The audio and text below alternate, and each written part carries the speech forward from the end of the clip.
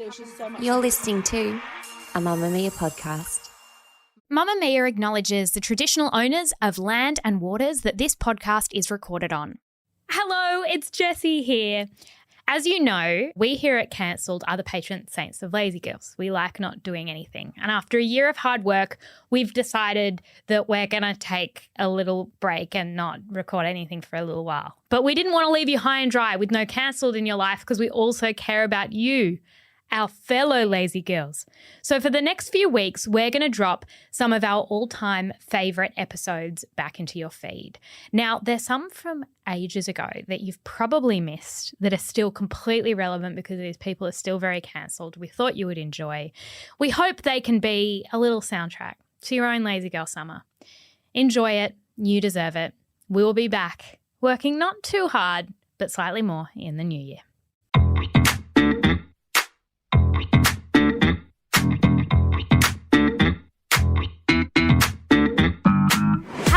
Welcome to Cancelled, a podcast that attempts to interrogate cancel culture and pile-on culture by showing that in most instances it's quite ridiculous.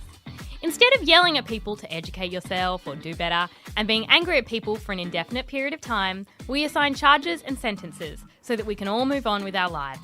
Because even when someone does a crime, there's a finite punishment, which makes it particularly wild that on the internet you're tainted forever if you make one tiny mistake. And sometimes crimes are funny. Sometimes crimes are funny. You're not meant to say that. No, we'll get cancelled for it. Yeah. But sometimes crimes are funny, and that is what this podcast is all about. Exactly. So I'm Claire Stevens, and I'm joined by Jessie Stevens. And just before we get into today's show, I have a bone to pick with you, and I did save it for the podcast studio. Do you want to tell the cancelled listeners why you don't value their time enough to post the receipts in a timely manner for the shows? We say every week. I am a lazy girl. And lazy girls have a place on this podcast. Mariah, Brooklyn Beckham, etc. I am a lazy girl who also gets distracted and I get busy. And I had someone message us on Instagram and say, never change the erratic nature of this account. And I said, I can do that. I screenshot it. I said they love it. The people love it. No, they don't. The people love that they don't know when the receipts are going to come. That was one person, and other people are like, hey, I've got a full-time job. I'm a doctor, and I need to see The Charles's watercolours. And they come eventually. They come. It's very stressful, the gap between the episode and the receipts, but we have to promise we've got a 100% hit rate of eventually getting them up. Exactly. There's one I forgot to do. There is actually one episode that Jessie forgot to do. Listener test to try and work out which one. But Jessie, on today's show, we're talking about Hugh Grant. And the winner is Hugh Grant. They said you got this part of an ex-famous, failing, narcissistic, vain actor, and we thought of you. What is your favourite Hugh Grant film? Well, no, I do avoid them all. Hugh John Mungo Grant. Should we pause on that? Mungo. It's the traditional Scottish name. So it's Scottish, but do you know, does it have any special meaning? Poor quality wool. What? Yeah. It's an important name to His put. family looked at this little baby that came out of the womb and said, you, sir, are poor quality wool. Yeah. We got to put that in your name. And I just know he came out with his floppy hair. He did. His floppy long hair across his face. And he would have gone, a bugger, yeah, when he was born. Yeah. Oh, bollocks. Yeah. That's what he would have done. Shut up, Mungo. He's a 62-year-old award-winning English actor, known for his roles in 4 Weddings and a Funeral. So, John, how's that gorgeous girlfriend of yours? She's no longer my girlfriend. Ah, dear. Still, I wouldn't get too gloomy about it. Rumour has it she never stopped bonking old Toby Delisle just in case you didn't work out. She is now my wife. Do you know how much he got paid in 4 Weddings and a Funeral? $30,000. Yeah. Not enough. $30,000 for that film. And Andy McDowell, I never know how to say her name. She decided to do a percentage of the profits. She made $2 million. Okay, apparently Hugh also got a 1% or something. No, he didn't. That's why he only got the $30,000. Maybe he was joking when he said that. Yeah. Yeah, he got very little from that film, and it made so much more than anyone expected. Yeah, which like $30,000, lot for me. Oh, lot God, for me. Life-changing. Life-changing. For Hugh in 4 Weddings, chuck another 2. I was going to say 2 zeros on the end, but Still, that's only $300? $300. I think that's 3 mil. He should have at least had 3 mil. Yeah, I think so. We're good at negotiating people's salaries. So he's known for his roles in Notting Hill, Bridget Jones's Diary, About a Boy, Love Actually. Oh, he's great in About a Boy. I think that's his true self. Okay, I'm into that. He's known for his Britishness and being sarcastic and having very distinctive physical mannerisms. He went to Oxford and has an honours degree in English literature and was going to pursue a PhD in art history. Can you imagine if he had gone on to become a professor? So hard. There would have been some real scandals in that university. So hard. An Oxford professor. Because it's like he's hot, but he's also a naughty boy. Yeah, So which we'll get to. Yeah. And also he went on like the British version of Jeopardy. Oh, He yeah. He did quite well. Did he? Clever. Yeah, he's quite clever. Very interesting. Because he said that he did, like, you know those quiz shows that they send students on? They sent him on one, and apparently he was so bad that when the quizmaster would turn to Hugh and go, Hugh, he would laugh. He'd go, Hugh? And he'd be like, I don't know the answer. So he wasn't quite good at that stage, but I can Okay. see he maybe got cleverer. Yeah, well, he started off writing comedy sketches for TV shows, and he was in a sketch comedy group before landing some minor roles and eventually leading roles in films alongside Anthony Hopkins and Liam Neeson. He is one of those people who has this narrative that he kept wanting to quit and then just took like that one more audition or looked at that one other script. So and I then listened bam. to his 1995 interview on Desert Island Discs. Okay. And all he is saying is, I want to be a writer. I just want to be a writer. Like, he hates acting. He says, when I finish a day of writing, I feel more like a man. Like, I feel as though it's more intellectually rigorous than a day of acting. So why doesn't he write? Acting ended up, after the 30K debacle, ended up paying well. Okay. Really, really well. I think he's got enough money though. Anyway. Yeah, true. He says he was on the brink of quitting when he read the script for the 1994 film 4 Weddings and a Funeral. And he said, if you read as many bad scripts as I did, you'd know how grateful you are when you come across one where the guy actually is funny. And that was Richard Curtis, who also wrote Love Actually. Ah. So 4 Weddings became the highest grossing British film to date. He has talked about being typecast as Charles from that movie, like the kind of goofy, awkward, I'm hot. Yes. But what? I don't know it, that kind of vibe. But actually, Charles is based on Richard Curtis and not Hugh Grant. He's like, that is not me. Jesse, Grant has had a controversial career, despite that excellent dancing scene in Love Actually. My structure for today is as follows. His feuds with all his female co-stars. The time he ruined a movie. Cheating on Elizabeth Hurley. Yeah, I needed to get with to a that sex one. worker. Yeah, remember that. Being a terrible interview guest and generally having a bad reputation. And finally, the problem with Notting Hill, which you will be bringing. You got a lot of feelings about Notting Hill. I do. Jesse, feuds with female co-stars. The man has starred opposite some of the biggest names in Hollywood and has great on-screen chemistry. That's never been in question. I'm talking Julia Roberts, Julianne Moore, Drew Barrymore, Emma Thompson, and so on. But off-screen, it wasn't a vibe. In 2020, Hugh Grant told a radio show that Renee Zellweger was one of the few actresses he hadn't fallen out with. When was he alongside Renee? Was he in Bridget Jones? No. Yeah, he was in Bridget Jones? Yeah, Okay. yeah. I didn't know this, but after starring in Notting Hill in 1999, Hugh Grant had a falling out with Julia Roberts. Why? Because he kept making jokes about her big mouth in the media. And it was clearly a sore point for her. In 2004, on Oprah, which the cancel courtroom Yep, always comes back to Oprah. loves these cross-references, Grant said Roberts was very big-mouthed. Literally, physically, she has a very big mouth. When I was kissing her, I was aware of a faint echo. That's funny. Oprah, That's funny. Well, Oprah, who was good friends with Julia Roberts, responded, she's one of the nicest people I've ever met. Well, that's irrelevant. And Hugh said, I wouldn't go that far. Okay, we didn't have to say that, Hughie. That's because when he talked about her mouth, she was rude. Yeah, she wasn't listening. No. My question is, explain why she's not the nicest person in the world. It's like classic Leonardo DiCaprio. It's like she didn't laugh and participate and engage in my big mouth content. Yeah. And so therefore I don't think that she's the nicest person alive. I don't agree. The nicest person alive would pander to me. Yeah, look, I love Julia Roberts. I think she's fantastic. She is, and this is a crime that we have sentenced people 2, in the past, she's American. And the thing about Americans is they can tend to take themselves quite seriously. And so when we say you've got a big mouth, they might say, hey, that's rude. Well, it's a fact. They're not into the self-deprecating humour. Clearly Hugh Grant is. Yeah.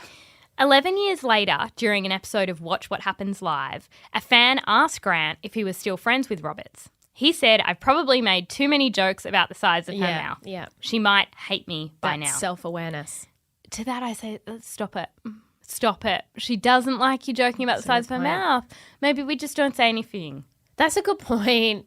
In primary school, if you kind of make a joke that you think is funny about a kid, but then every time you make that joke they cry and tell their mum, then you stop. Yeah. Because you're like, this is a sore point. I think you're a weak little baby, but this is clearly not fun for you. Exactly. So you move on. Exactly. But he's got limited content, maybe. Yeah. But probably the most damning evidence of Grant's tense relationships with his female co-stars comes from an interview he did with Elle magazine in 2009. The interviewer asked Grant to describe his female co-stars in 3 words, and this is how he replied. You need to pay attention, Jessie. Okay, is this all his female co-stars ever? What an unusual question. I had a great question. Andie MacDowell, Southern Belle, charming, gorgeous. Emma Thompson, clever, funny, mad as a chair. I like that. Renee Zellweger, delightful, also far from sane, very good kisser. Sandra Bullock, a genius, a German, too many dogs. Julianne Moore, brilliant actress, loathes me.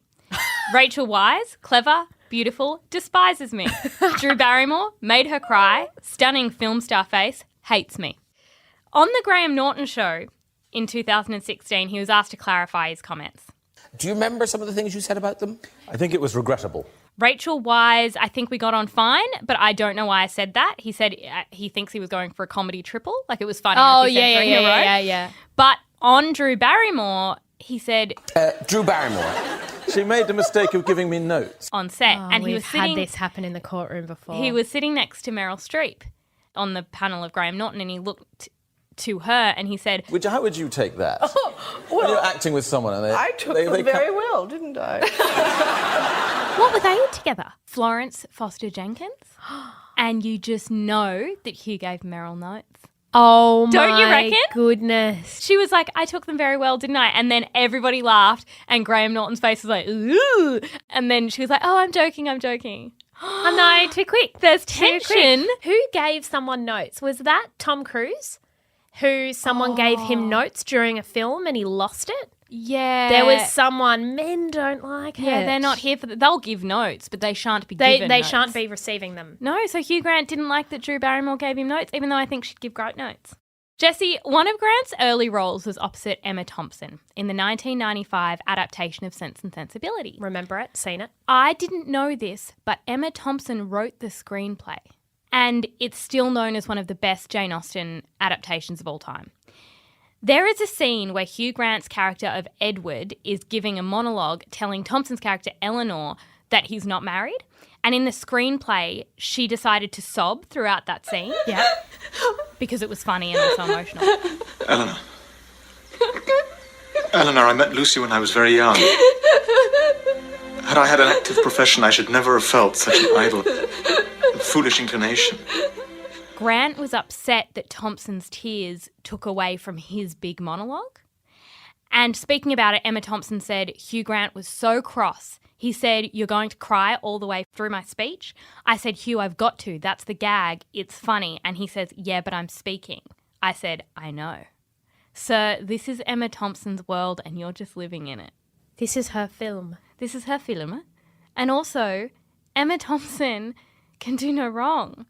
She's brilliant. She's employing you. When someone employs you, they get to cry, they get to do a jig, they get to tickle you, they get to do all of the things because they're paying your salary, sweetie. We don't question their vision. In 2007, Grant starred in the romantic comedy Music and Lyrics with Drew Barrymore. That was not his best. Well, he had a bit of a bad period, didn't he? Yeah. Grant plays an ex-pop star, while Barrymore plays a songwriter. Why has he discovers. played multiple roles that involve singing? Yeah. And then he just sings, and we're all meant to believe that he does that professionally. Yeah, but he's not very good. He can't really hold a note. Been hiding all my hopes and dreams away, just in case I ever need them again. No, And he doesn't really have like a musical theatre background No. either. It's very odd. But the two fall for each other. It's a terrible film. Yeah. Drew was probably giving him notes being like, learn to sing. Yeah. It's not good for You're the off movie. key, yeah. So Grant has said, Drew, I think, did hate me a bit, but I admired her. We just were very different human beings. She was very LA and I was a grumpy old Londoner. Mm-mm. He said he thought the tension between them on set ended up working out well for the movie. Hard disagree. No chemistry. But that's okay. No, it was one of those things that you're like, these two people would not spend any time together. No. They appear to hate each other. Yeah. But the funny thing is, he says, although it was fractionally tense on the set of that film, I think the chemistry is rather good between us. Sometimes tension makes a good crackle. I don't know what he means by that. In May 2021, he appeared via video chat on Barrymore's talk show, and they reminisced about music and lyrics. Like Grant, Barrymore also thought they had good chemistry and noted how different their personalities were when they first met. She said, Hugh, you can be a bit of a curmudgeon. What does that mean? I looked that up. Okay. And it means a bad-tempered person, especially an old one. Oh, okay. So he's a cranky old man. He's a grumpy old man. He's really grumpy. He's a bloody thing. He's a bloody thing. He's a bloody thing. He'd Yes. get along well with Charles. They could bitch about pens. Yeah. So she said, Hugh, you can be a bit of a curmudgeon from time to time. And I, of course, am like a Labrador in heat and like, I'm so excited with joy. And so when we both met, we were like, oh, we're kind of different people. Like, okay. That is absolutely true. It was. But it's not just women. Hugh Grant also had a terrible working relationship with Robert Downey Jr.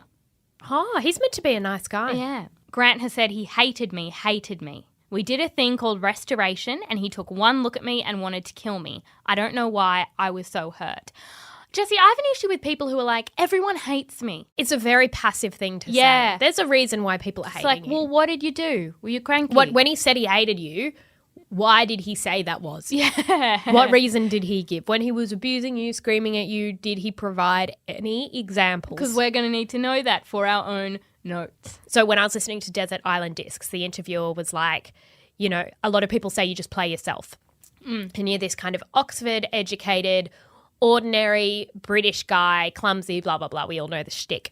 She said a lot of people who have worked with you say that you have a cruel streak.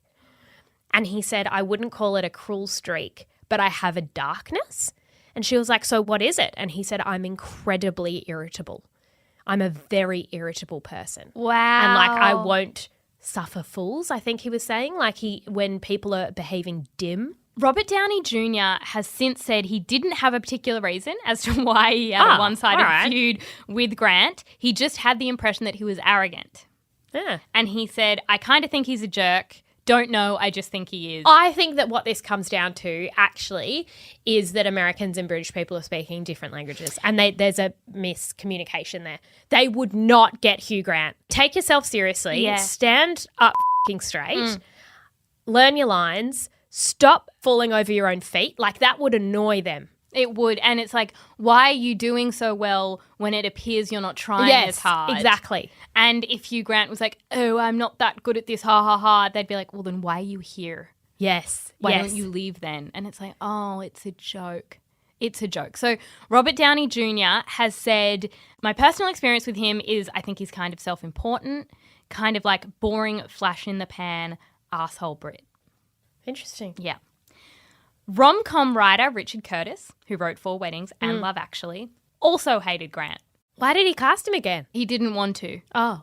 But apparently was just very good at Charles. Speaking last year about why he initially disliked the actor, Richard Curtis said, I just thought Hugh was a bit annoying, too good looking and a bit posh. I was right about all of those things, but he was also very good. The one thing I'll say about your theory that it is just a mismatch between American energy and British energy, I give you Emma Thompson. Both British.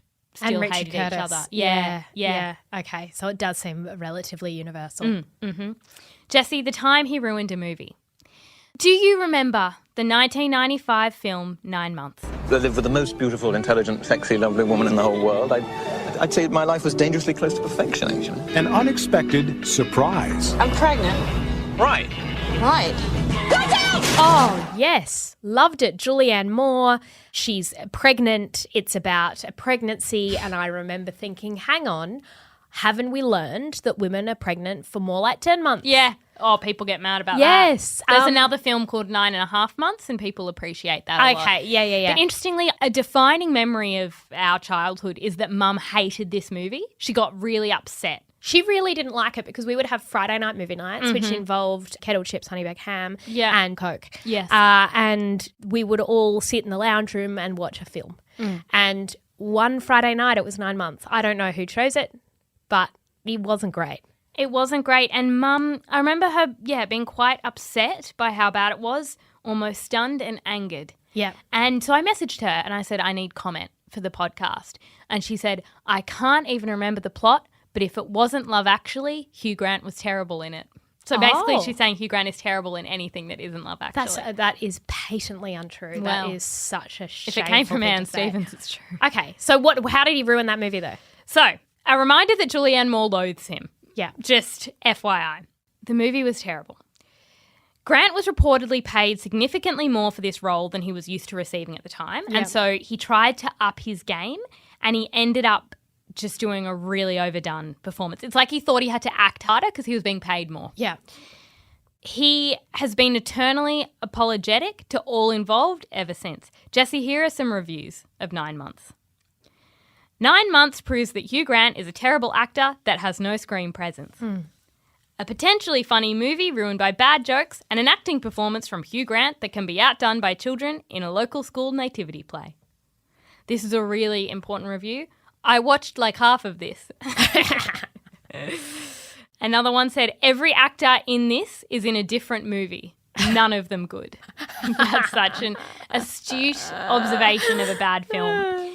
Now, we have said this before. Everyone has a right to make terrible art. Yes. We defend your And right. in Desert Island Discs in 1995, he was worried about making bad art. He knew it was coming because he said, they're offering me a lot of money for these films and it's really hard not to go and play a snowman. Or he said that he was offered a part of like an old Jewish woman and he was like, I don't understand. And they were like, we'll make it work. So he was given some really unusual offers. Okay. And clearly he was like, this one, but he changed his approach and it didn't work. He said he did go through a period where the more terrible the script, the faster he accepted it. He just made some terrible, terrible decisions. But the reason this is so upsetting is because he then blamed his terrible behaviour on the trauma of watching his own movie. So he says 9 months was what caused him to cheat on Elizabeth Hurley.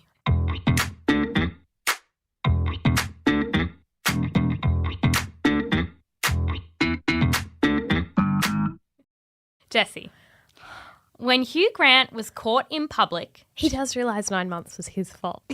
Oh, no, he feels like a victim in this. Okay. When he was caught cheating on his very famous partner, he went on to blame it on how bad he was in 9 months. We'll get to the story of what happened, but in 2021, Grant was on Mark Maron's podcast, and he said, I was about to launch my first Hollywood film. My timing was impeccable. My problem was that was my first Hollywood film and I'd just been to see it. The film was about to come out a week or two after that and I had a bad feeling about it. I went to see a screening. Everyone in it was brilliant, but I was so atrocious that I was not in a good frame of mind.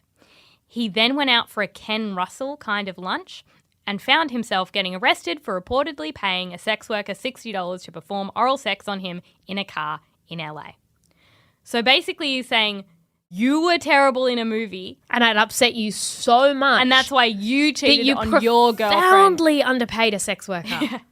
It's not enough. You have so much. That is not enough. No. Don't you think the trauma of your girlfriend seeing you in that movie was enough trauma for her without cheating? Yeah. And it's like the rest of the world watched that film and we didn't go and cheat on our girlfriends with a sex worker. We just got on with it. We just held a vendetta, a la Anne Stevens. We went, terrible film, man makes bad decisions, and we moved on. Yeah. So, Jess, Hugh Grant and Elizabeth Hurley were together since the late 80s. Then, in 1995, the cheating happened. So he has this lunch with his 9 months co-stars, Jeff Goldblum and Tom Arnold. Yeah. At 1:30 in the morning, his white BMW drives down Sunset Strip and it picks up Divine Brown, whose real name I won't disclose. That's the sex worker. Yeah. So she was a local sex worker and she performed oral sex on him in a nearby street. He was arrested and was facing the possibility of 6 months in jail for participating in lewd conduct in a public place. Jessie, I'm sure you remember the mugshot. I remember the mugshot. What do you think he's saying? Celeb mugshots are my favourite thing. You know what he's saying?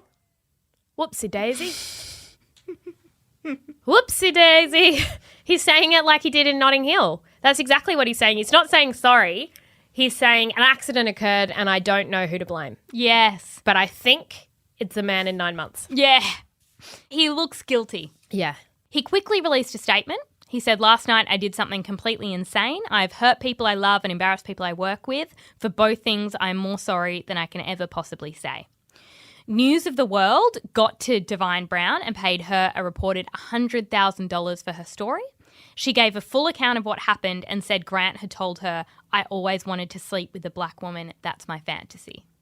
That feels really icky. Yeah. Really icky. No wonder he hates News of the World so much. Well, I know. Because what I find interesting about his vendetta with Murdoch publications, which I think he's been a great ambassador and advocate for change in privacy, all of that. But I do find it funny that he's like, let celebrities have their privacy. I'm going to have sex in public with this lady. Yeah. And then I am going to get mad when you report on it. Yeah. Mate, that was like, we'll get to bad cheating in a second. He was ultimately ordered to pay a fine of $1,000 and go on an AIDS education program, which is very 90s. Yeah. It's like you're kissing people. You need AIDS education. Okay. You're super spreader numero uno. But what's really interesting is how his image was completely rehabilitated. Grant went on The Tonight Show with host Jay Leno literally a month after he was caught, which is wild to me. I don't think that would happen now.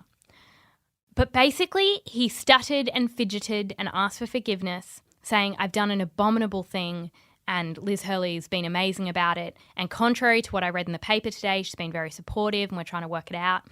He was weirdly able to joke about it, about the theories that he was tired or fell down the stairs as a child, but said to hide behind any excuses would be bollocks. Yeah. And he's like, we all know the difference between a good thing and a bad thing, and I did a bad thing. That was received really well. I remember at the time it was a bit like that lovable guy made a mistake. What are we going to do? Are we going to hold him to account? No. We want him to make more Notting Hills. Yeah. We must forgive him. But it was like we forgot about 9 months, but that's okay. Yeah. Maybe we hadn't seen it yet. If anything, it detracted from how bad it was. Yeah. Because everyone was like, that because movie's it was boring. also very easy to kind of cordon it off as a bad moment. Like 9 months, sex worker incident. We've all had a bad period. Yeah, we've all had a flop era. Yeah. Like he was just, that was his flop era. Yeah. It's fine. Yeah. It was very odd how quickly people forgave him. So during the press tour for 9 months, which forced him to face the whole scandal head on, he even commented on how easy it was to use English charm to sell yourself in the US. Yeah. And he's like, you've only got to say bloody hell to have them thinking how delightful you are. And I'm like, that's the strategy you've been using to make this sex worker thing fine. He who has not cheated on Liz Hurley with a sex worker and has not made a bad film about a pregnancy can cast the first stone. Yeah, okay? great. He did 2 things, very short succession, very, very bad. Yeah. People have since said that the way he handled it, being awkward and honest and self-deprecating, almost felt like it could have been written by Richard Curtis. He came out of it looking like His a lovable characters. character. Yeah. If anything, he actually got more interesting roles going forward. Yep. So he wouldn't have been in Bridget Jones. But it's that he had the love He rat. had the edge. Yeah, he had that because of the scandal. Elizabeth Hurley was silent, but eventually she said it felt like she had been shot. On the same day she spoke, The Guardian published an interview with Hugh Grant, and the narrative is fascinating.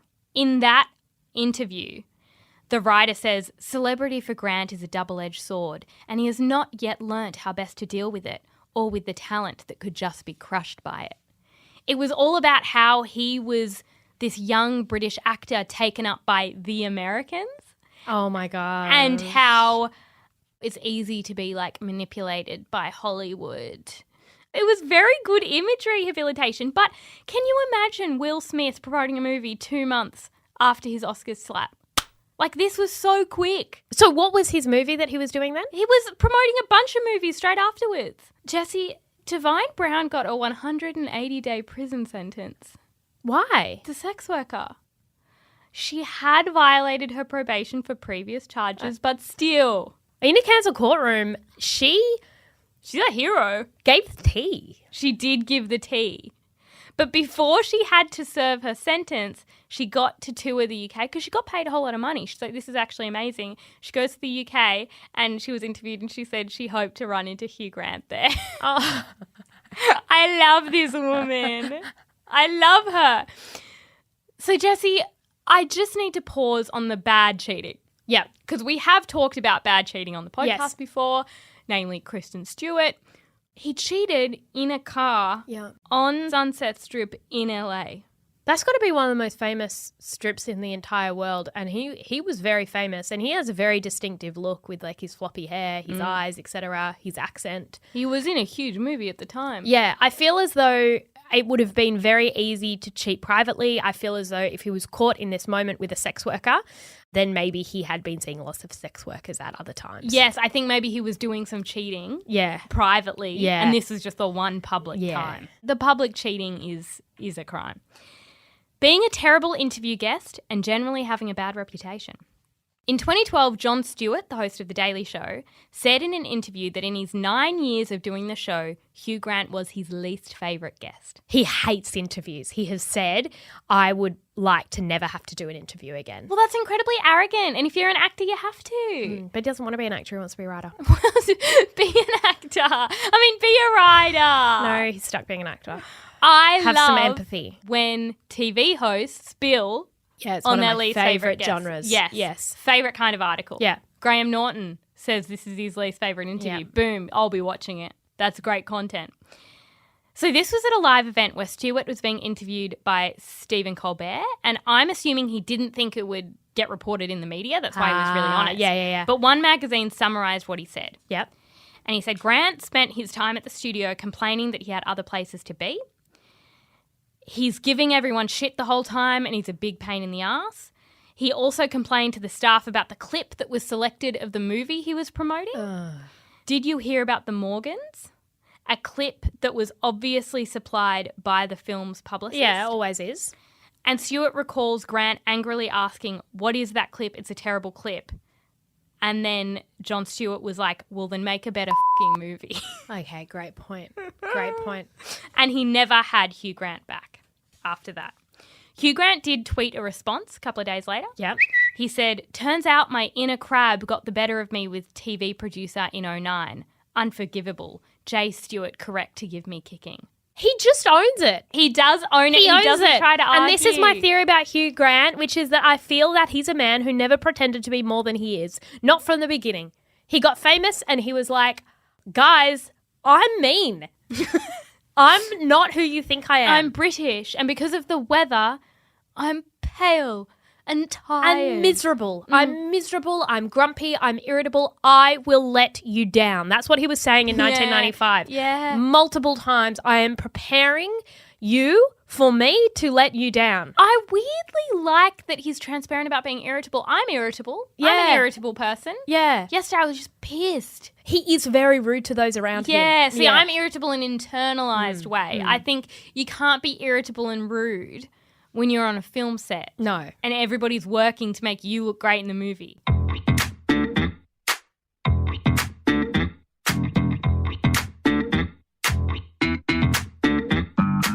Jesse, the problem with Notting Hill. A very ordinary boy bumps into a girl and takes her home. The bathroom's on the top floor. But she is no ordinary girl. She is Anna Scott, the most famous film star in the world. Okay, the problem with Notting Hill. I rewatched this recently and I lost my shit because I remembered really enjoying it. And then I rewatched it through my 2022 eyes and went, this film is a piece of shit. Let me explain why. Okay. There's Anna Scott, played by Julia Roberts. Big mouth. She does have a big mouth. Hugh Grant plays Will Thatcher or some shit. Basically, the premise is that he's in his bookshop and she comes in. Someone spills coffee. Yeah. He spills coffee, blah, blah, blah. Of course he does. Anyway, and then she's like, come and meet me at this hotel where people are interviewing me for my new movie about space. Yes. And he shows up. Shit date. Shit date to invite someone to interview you for your work. And he's like, I'm from Horse and Hound. I'm from Horse and Hound. The film's great. And I just was wondering whether you ever thought of having more horses in it. Well, we would have liked to, but it was difficult, obviously, being set in space. Why at that point can't you tell your people? Your PR team? Yeah. Actually, I know this guy. He doesn't have to ask me questions about my film in space. This is actually incredibly degrading. Yeah. He has a job too. He has somewhere to be. This is like 3:00 on a Tuesday. Like, he's got places to be. He has a bookshop that's currently closed, and is it making an income? No. Because he's interviewing me in a hotel. For a magazine article that's never going to happen. He's not a journalist. Anyway, and then somehow she gets an invite to dinner at his family's house. Yes. And this is the worst scene in the entire movie. She comes over, she kind of invites herself to meet his family. Don't get me started on people who want to meet your family and then drop you after 2 minutes. Very embarrassing. You know the brownie scene? Yeah. Where there's a little bit of cake left? Yeah. There is a woman in that scene who is in a wheelchair, who has learned that she cannot have kids. Well, the truth is, we can't have a baby. So we're lucky in lots of ways. But surely that's worth a brownie. And Julia Roberts' character claims the last brownie because she says things are worse for her. I've been on a diet every day since I was 19, which basically means I've been hungry for a decade. And it's taken 2 rather painful operations to get me looking like this. Really? Things are worse for her. She's like, I've had a nose job. Okay. Congrats. Oh, I haven't been able to eat a full meal in however many years. Well, then you can't have the brownie You can't anyway. have the brownie. Like, are we really... are things that bad for you, Anna Scott? Oh, it makes me so mad. This woman has just learned she can't have children. She's very, very sad. Also, Hugh Grant's bookshop is going broke because he keeps leaving to hang out with you. Exactly. So, anyway, then they're hanging out. They go on a beautiful date. This is great. There's got to be a complication because there's still another 45 minutes to go. Well, they get up to the hotel room. There's Jeff. Who's Jeff? Well, Anna's boyfriend. Is that Alec Baldwin? No, it's, I don't know. Kind of a lookalike. It could have been a Baldwin. Yeah. Anyway. Yeah. Maybe it's Hailey Baldwin's dad. Anyway, Jeff is there. And it's like, okay, you've had a boyfriend the whole time. You are an awful, awful person. And then Jeff is like, oh, hey, room service guy, can you please take out our rubbish? And she basically like hands him more rubbish. That's incredibly degrading. 6 months later, there's nude photos that have been leaked of her. So she ends up on Will Thatcher's doorstep because she's like, no one knows who you are, lol. So this is a very safe place for me. This is safe for me to come to your house because nobody cares about you. Yes. Then Spike, who looks so much like you in a bikini, goes and tells everyone. Every time. Jessie Uncanny. Says, Every time I see just him. like Spike. He's so much like you, just weedy and the curvature of the spine. Spike tells everyone, Anna Scott is in my house. Fair enough. I know, he's I'd do the same excited. thing. And then the press turn up. Where? And then she yells at Hugh Grant again. Then she's filming at a thing. Remember that scene? Oh. And she's just like, the co-star's like, oh, who's that lovely man from the bookshop? Oh, no one important. Mate, 4 strikes by this point. 4 strikes. You still with Jeff? That's been unresolved. Oh, then she comes in. She's like, I'm also just a girl standing in front of a boy, asking him to love her. And it's like, well, hold on. If you were just a girl standing in front of a boy, you wouldn't have got the brownie. Because you had pretended to have a claim to victimhood. And she has this really expensive painting, and it's like, wealth is relative. You're loaded. Yeah, this is like me buying a lollipop. Exactly. For I'm not impressed. And then he goes to the press conference, and then they end up together. Yeah. This is a terrible And she's love story. pregnant and reading the book on the bench. Yes. No, you didn't treat Will with respect. And you don't deserve to be together. This is not going to end well. There's going to be infidelity. I think Jeff's coming back. But before we finish, I need to read some of my very favourite Hugh Grant tweets because no one knows what kind of man Hugh Grant is on Twitter. He is so grumpy. Such a grumpy old man. A few months ago, he tweets, "Dear anatomists, zoologists, dogs, murderers, does anyone know what this bone is? Found by my 10-year-old on the mudbanks of Thames." And then it's just pictures of bones, right? He's our weird uncle. He's a weird uncle on social media, Yeah. except he is Hugh Grant and he has hundreds of thousands of followers. He has like close to 1 million followers. But he behaves Yes. as though he has 100 followers and they're all close friends and family. Yeah. So, for example, not a good idea to check bag in when flying on British Airways via Copenhagen Airport. Bags vanish and you never hear a squeak of concern or apology from anyone. Okay. You're Hugh Grant. You're going to crash the airline. Mate, you Come can't. on. You can't at British Airways. Yeah. God, he's cranky. Then, what's this bollocks about having to book online first at every museum, art gallery, zoo I try to go to? Data theft? Or just the relentless dead-eyed march of tech crap? Oh, mate. So now we're cranky that we have to book in early to go to the zoo. The zoo's meant to be a fun activity, mate. He's so cranky. He's grumpy as, how about this? People on loud motorbikes, you're so cool. Okay. Like he's just shitty. I bet he yelled at them from the street. Can anyone explain the dog shit epidemic? I've lived in London for 60 years and it was never remotely like this. I think people used parks before, now they choose the middle of the pavement. This is people not picking up their dog poop. Oh my You can't, when you're Hugh God. Grant and you're spending most of your time having a go at Boris Johnson, you can't then go on about dog poo. No. Like it's not a big enough. It's really embarrassing. Yeah. Take it off speakerphone at everyone. He's so petty and cranky. My God. I love it. I love it so much. Jesse, it's time for charges and sentences. Okay. My charge. Being a cranky old man towards all his female co-stars ever. Yes. He has not been nice to his female co-stars. We can't just walk around being like, oh, loathes me. Oh, hates me. Well, no, you've been awful to work with. How about that? Yeah. No, fair. He has not been nice to his female He's co-stars. very like shrug. Women hate me. Yeah, women hate me. Well, is there a common denominator? Because it's you. No. Cranky British man. My sentence is this. Jesse, do you remember the excellent film Ghosts of Girlfriends Past? Yeah. Okay. Matthew McConaughey. Instead of Ghosts of Girlfriends Past, Hugh Grant needs to star in a film called Ghosts of Co-Stars Past. And it's going to be all his co-stars and him having to manage the fact that they are in his life for the purposes of this movie. And he has to make up with them and resolve things. Because I think maybe like he needs something from all of them.